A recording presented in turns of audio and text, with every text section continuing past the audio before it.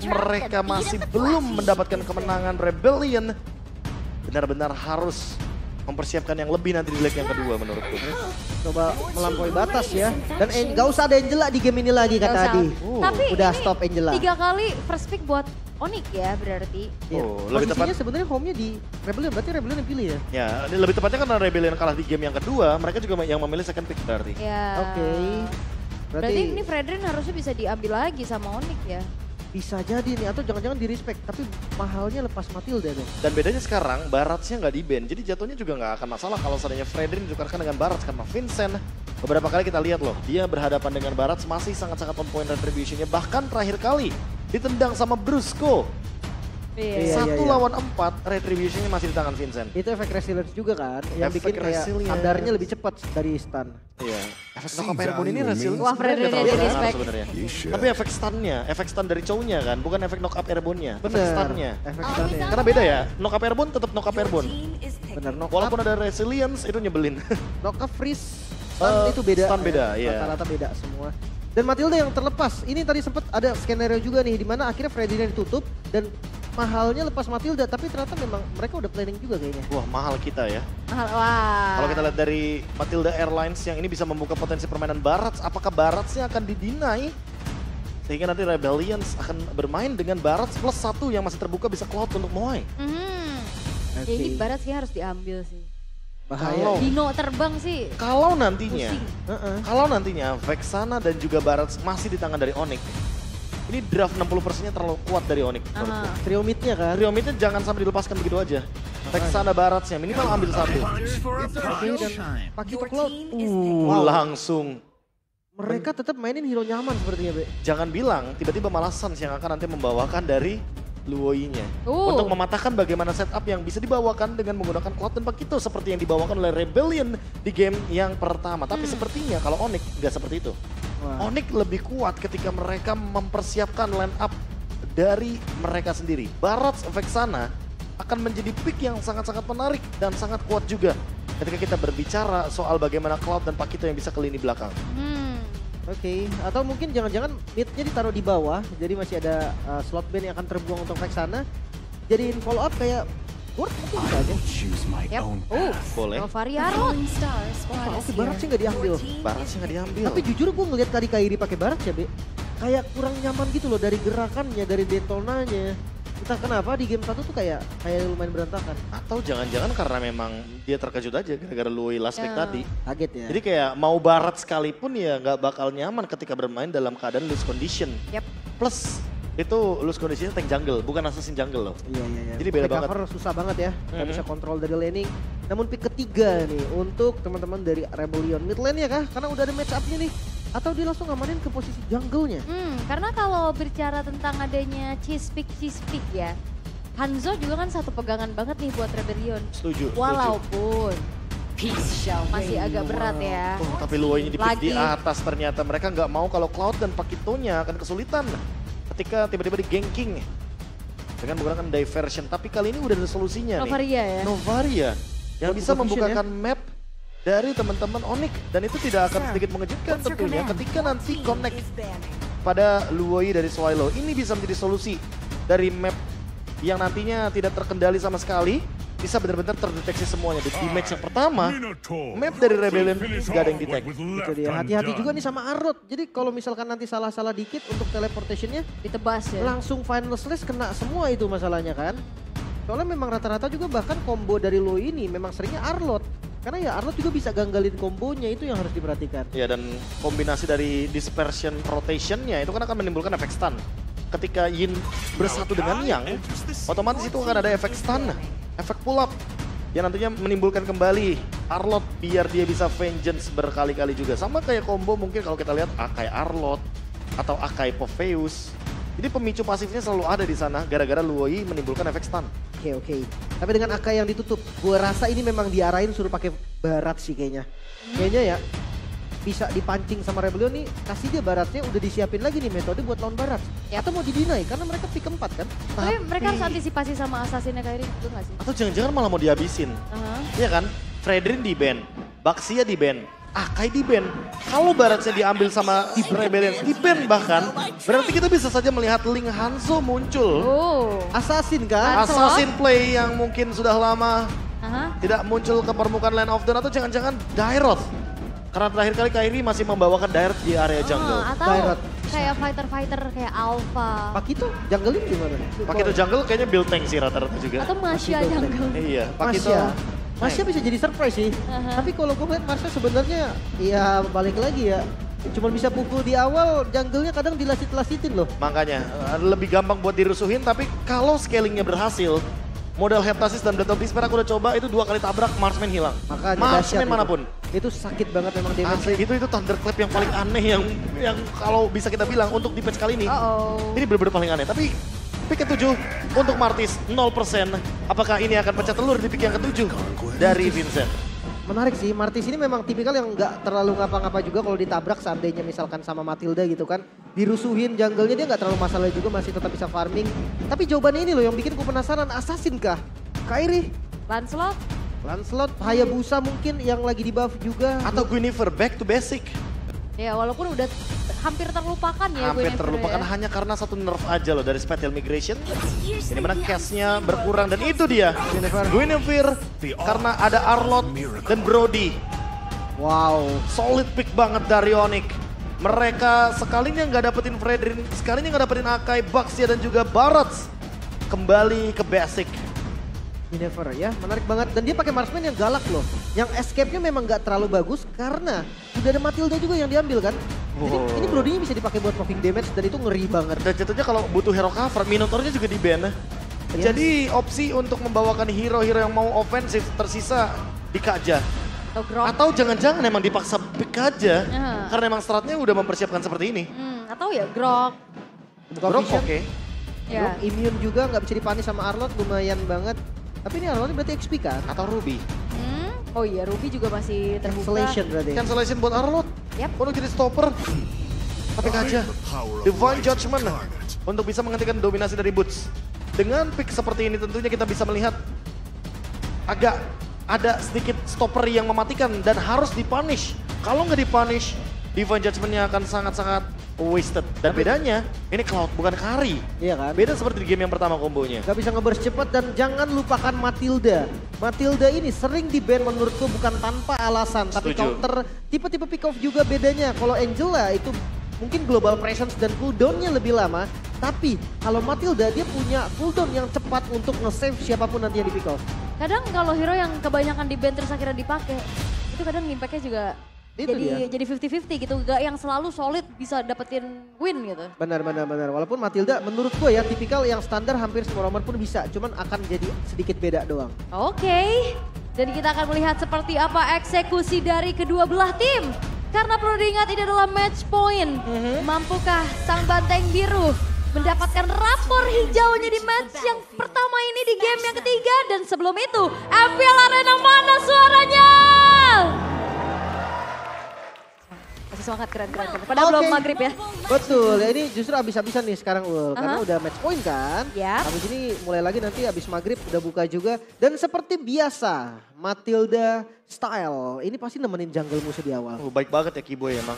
Emang kan? Nemenin Perhatian loh Kiboy ini. musuh di awal game, maksain biar dapetin retribution. Tapi Suns kayaknya lebih butuh bantuan di area mid lane. Sehingga mau gak mau rotasinya agak sedikit berbelok dari yang awalnya niatnya untuk memicu Vincent dengan retribution. Tapi ternyata Suns lebih penting urusan daripada Flicker. Retribution kayaknya ya lebih mending. Iya. Tapi kalau lagi dan lagi dibandingkan dengan game yang pertama, kayaknya di game yang ketiga ini akan lebih pasif. Dan counterplay-nya yang aku penasaran sih Lim. Onyx akan menjawab dengan setup seperti apa? Karena lihat Suns saja dari early game dibikin untuk Flickernya dipaksa keluar. Dan bahkan hampir kehilangan beberapa minion wave di area mid lane sehingga mau gak mau dia dipaksa recall. Iya, tadi clear cepetnya juga ditahan kan, di body block gitu sama Audi TZ. Ditutupin, ya itu salah satu cara untuk deny rotasi juga. Tapi kalau ngomongin soal dari Novaria, Suns dia pakai Raptor kalian pertamanya ini memang udah siap untuk late game kan? Iya, udah siap buat late game. Dan buat Kiboy, kali ini dia membawakan emblem support, movement speed tambahan, agility, movement speed tambahan. Oh ini semuanya adalah Matilda jogging, udah pasti buat Kiboy. Lepas landas ini, Matildanya ini. Benar. Ngacir Tabrakan ya. mautnya udah sangat-sangat mengerikan, guided wing-nya juga bisa digunakan lebih cepat lagi Dan kalau kita melihat dari item lagi dan lagi, sudah pasti akan menuju ke item tank untuk Kairi. Winifred Jungle Utility. Yap, tapi sebenarnya kalau ngeliat ada Martis potensi early game harus dimaksimalin ya. Makanya kalau gagal snowball Martis itu jadi kayak fail pick sih. Tapi rata-rata memang Martis ini dipakai biar nggak dirusuh doang gue liatnya. Dan lihat top lane gila clear cepetnya. Dan jawaban mungkin dari burst damage awal Swallow mainnya bisa sama Kars. Iya, Kars udah punya damage lah Dari ya awal awal base damage-nya juga cukup besar kan. Tapi ya kita akan melihat bagaimana kontes kali ini akan terjadi di area Turtle. Tapi lihat ada sergapan dari lini belakang yang sudah mulai disambut lagi dengan Boots. Walaupun Vincent kali ini tertabrak, ditukar nyawanya dengan adanya Boots yang hilang di tangan Swallow. Tapi Turtle yang pertama jatuh ke tangan dari Kairi. Pertukaran 1 ditukar 1 namun jungle-nya B. Apakah memang terlalu lama tadi dari teleportnya? Iya, kayaknya juga terlalu jauh sih Lim kalau yang aku lihat. Kayaknya kalau misalkan teleportnya ke area mid lane masih fine. Dan Kairi dengan sigapnya bersama dengan Suns karena detektornya cuma ada satu tadi ya, Astral Echo. Dia langsung membuka ke arah Vincent, ya udah Vincent aja yang dihajar. Karena memang gak ada backup yang memadai di lini belakang dari Rebellion. Dan Rebellion ketika mereka ingin melakukan flanking, hello ada Boots di sana. Dan Boots gak semudah itu untuk di take down apalagi dengan Arlott, item-item tank. Bahkan gue rasa Bootsnya udah siap jadi tumbal. Ya udah nggak apa-apa, yang penting pertukarannya ada. Dan Bootsnya nggak di depan ya, dia di belakang kan. Ancang-ancang buat ada sergapan kayak tadi. Dan Udah siap ya? Dan sekarang dari Onyx mereka dapetin turtle yang pertama. Dimana biasanya kita melihat untuk Vincent ya, suka menangin kontesnya. Iya, tapi kali ini perbedaannya adalah Satu buah flicker, Di bawah. Divine Judgment dan bahkan kali ini cewek yang menjadi korban di tangan Vincent. Sergapan kembali terjadi, Diversion plus Divine Judgment. ya sebenarnya mungkin udah notice dari Keyboy, cuma agak sedikit telat langkah dan bahkan baru muncul Astral Echo-nya. Sehingga cewek harus menjadi korban di area bottom lane. Pertukaran kembali terjadi dan ini pembedanya di area gold lane-nya yang aku maksudkan. Karena di area gold lane, tadi aku udah sempat lihat cewek udah selesai dengan heptasis. Tapi untuk Moai, mau nggak mau dia harus menunggu lebih lama lagi dan harus membutuhkan bantuan seperti tadi contohnya dengan menggunakan diversion hingga akhirnya mendapatkan poin kill tambahan. Yap. Lihat bagaimana kali ini Suns juga udah mulai kena poke tipis-tipis ya. Walaupun memang kalau bisa dibilang Luoi dan Novaria yang menang jarak Novaria. Ini jujur Onyx harus lebih aware tahu sama rumput. Karena udah 2 kali dan berhasil nih masalahnya dari rotasinya. Walaupun memang di turtle tadi rugi. Tapi artinya memang dari Rebellion ini udah siap nih dengan tipikal teleport bareng kayak gini. Dan kalau nggak aware dari sekarang kayaknya bakal jadi snowball nantinya. Oh, di rumput yang sama. Oke, dan apakah kali ini menunjukkan saja batang hidungnya Suns bakal coba untuk dikejar. Tapi ada satu buah flicker, Kairi is coming, Swallow-nya terjebak dan bahkan Pilot Requiem mempanis keberadaan dari seorang Swallow. Kairi mendapatkan 1 poin kill pertamanya. Tidak ada spell pastinya tadi flicker dari Audi yang masih cooldown. Gak bisa menjadi opening yang baik dan itu malah di counter langsung. Yap, final flash, connect menuju ke arah seorang Vincent. Merelakan saja ke orange buff-nya tapi lihat bagaimana Boots dan Keyboy memberikan perimeter agar Vincentnya tidak masuk ke area turtle. Oh, Kairi juga kayaknya mau engage ke area orange buff karena dia masih ready dengan retribution dan mendapatkan retribution tersebut, Lim. Oke, ini Martis sudah mulai fall off. Onyx gitu loh ya, sekali ada satu kesalahan yang dibuat sama lawannya, dia ngepanisnya nggak mau sekali loh. Ya makanya, Dia dapetin turtle, dapetin buff-nya. jangan bikin kesalahan di depan Onyx karena itu yang bakal menjadi berbahaya gitu loh. Apalagi mapping. Ya sekarang nih posisinya. Ketika Suns menggunakan hero yang bisa membuka map, otomatis map control yang dimiliki sama Onyx bakal lebih kuat. Bisa 2 kali lipat bahkan daripada yang biasanya. Dan juga tadi sebenarnya mau target ke arah Suns agak ragu-ragu gak sih? Kayaknya mungkin Misalnya jadi mistiming. dia kayak agak kejauhan juga. Flickernya kan, itu yang jadi masalah tadi. Dan dispersion rotation juga nggak connect kombonya. Makanya. Sehingga Sunsnya mampu untuk kabur gitu loh. Dan menghindari Divine Judgment juga. Lagi-lagi terdeteksi sedikit dan poke damage. Yap, oke. Bakal coba untuk langsung aja ada surprise. Dan bahkan Swallow tertabrak sudah. Pilot Requiem connect karena 2 orang sekaligus. Dan Audi TZ akan dikejar. Masih mencoba untuk mundur saja. Tapi tidak dengan ada damage yang ditemukan oleh cewek. 3 pemain yang justru harus memberikan adanya nyawanya. Teleport berujung maut itulah yang terjadi. Gue yakin 100% tadi Swallow mapnya itu nggak di dia. Dia lagi cari map tempat buat telenya sehingga dia nggak sadar kalau Novarianya tuh nembak Astral Recall ke dia. Dan agak ragu seperti tadi ya. Gerakan yang sebenarnya sedikit diragu-ragukan tapi kali ini mau lagi. Lagi-lagi Divine Judgment kali ini bakal coba untuk nge-punish keberadaan seorang Suns. Dengan damage yang sudah cukup dari Kars. Oke, teleport dengan range yang sangat jauh sekarang memang cukup efisien karena mereka semua tadi baru banget respawn dan mereka langsung siap lagi untuk team fight. So, lompatan Kairi. Yap, special migration, field requiem, Vincent akan coba di-commit tapi terkena efek stun. Vincent masih bisa mundur perlahan-lahan dengan satu buah mortal coil, tapi di sisi lain Moai mencoba untuk bisa mendapatkan satu buah objektif ke arah outer turret di arah bawah. Aku makin menunggu untuk minggu yang kelima sih. Ini baru Luoi loh, belum chip. Gimana kalau misalkan nanti chip di level MPL dengan teleportation yang begitu luar biasa cepatnya bisa mengundang 4 pemain lainnya. Dan itu yang nanti akan kita hadirkan seharusnya menjadi sebuah pertanyaan juga. Tapi lagi-lagi dengan Luoi yang seperti ini, element of surprise, flanking, semuanya bisa dijalankan. Divine Judgment akan menjadi senjata yang mematikan bagi Rebellion. Tapi kayaknya Onyx, entah apa yang mereka siapkan dari tadi ketika Rebellion agak sedikit ragu di area dari jungle. Ketika teamfight di area bottom lane dimenangkan oleh Onyx, ada sedikit secerca harapan lebih tepatnya bagi Onyx untuk bermain dengan counter setup. Sehingga membuat Rebellion kayaknya harus pelan-pelan nih. Bukan diversion tapi nggak teleport langsung. Wait dulu aja. Lakukan apa yang Onyx lakukan di game yang kedua. Pancing semua resource yang ada terutama mungkin dari Keyboy. Ketika Keyboy udah nggak punya Circling Eagle, berarti otomatis Rebellion nggak bakal ada yang ke spot dari segi positioningnya. Tapi kalau sekarang kayaknya Swaylo bakal ngajak mainnya Audi sama Vincent sih. Karena Moai dan juga Kars dibiarin split push aja nggak? Oke, bahkan lihat mid-nya, ini defense, foreman defense loh, mau nggak mau 4-1 dari Rebellion, dia nggak punya cara lain untuk antisipasinya, karena 4-nya ini nanti bisa join juga ke yang satu, tapi ya balik lagi nih, apakah memang Cloud-nya udah waktunya diajak main? Oh lihat, satu buah rotation, dispersion, Keyboy, untungnya masih ada shield ya. Kayaknya terlalu cepat sih Lim kalau misalkan untuk dibawa main juga di early game seperti ini. Temponya masih early game dan masih dipegang banget sama cewek. Kalau nanti match up-nya 4 lawan 4 dan nanti hanya menugaskan Boots untuk melakukan clear terhadap Kars, kayaknya nggak terlalu worthy. Karena di sini Cloud-nya lihat secara dari gold, walaupun dia masih sedikit menyusul, tapi dia nggak beda jauh sama Kairi. Dan Moai menurutku yang malah harus ditugaskan untuk pegangin lane jauh. Main 4-1-nya biarin Moai yang satu. Malah Kars kali ini yang harus join team fight-nya. Yep. Tapi Kairi masih coba untuk mengganggu dan teror dari Astral Sphere berkali-kali. Kali ini mereveal dan juga nge-poke keberadaan dari pemain-pemain Rebellion. Walaupun Keyboy-nya tetap bisa sih untuk ngebuka lagi visionnya pakai badan ya bedanya ya. Kalau dari Sans itu dia cuma pakai skillnya. Dan lihat Keyboy udah nggak terlalu sakit nih kena poke damage dari Swallow. Karena memang pasif dari Swallow ini berdasarkan level. Oke, Conceal, Keyboy akan di-commit, Divine Judgment dibuka dan bahkan kali ini satu buah decimate. Berhasil untuk bisa mempanis keberadaan dari Keyboy untuk pertama kalinya. Oh, nyaris teleportation-nya. Hampir aja dari dapat. Tapi ini jadi 4 lawan 5 dan Lord yang terbuka sangat berpotensi untuk Rebellion. Yes, final slash di-commit dengan Field Requiem. Auditizi akan di-commit tapi lihat bagaimana blessing duet dari Moai mengacak-acak lini belakang yang dimiliki oleh Onyx. Auditizi mencoba untuk mundur, Kairi mencoba maju kembali tapi lihat dengan HP yang gak terlalu banyak dari kedua belah jungler mereka mencoba untuk mundur satu Astral Sphere. Kurang panjang, hampir saja bisa mengenai tubuh Auditizi. Hampir aja tadi objektif diamankan, tapi balik lagi dengan fight back yang dilakukan oleh Onyx. Bisa memukul mundur dari Rebellion sampai Keyboy-nya spawn kembali. Dan sekarang akan menjadi 5 lawan 5. dan harus ada jawaban sih terhadap Moai. Walaupun Purify udah digunakan oleh Moai, tapi harus ada efek knock up airborne juga yang bisa meng-cancel bagaimana Blazing Duet yang sangat mengganggu lini belakang. Cewek. Damage-nya udah cukup, tapi harus ada point kill yang didapatkan dari Onyx sebelum adanya Lord kali ini.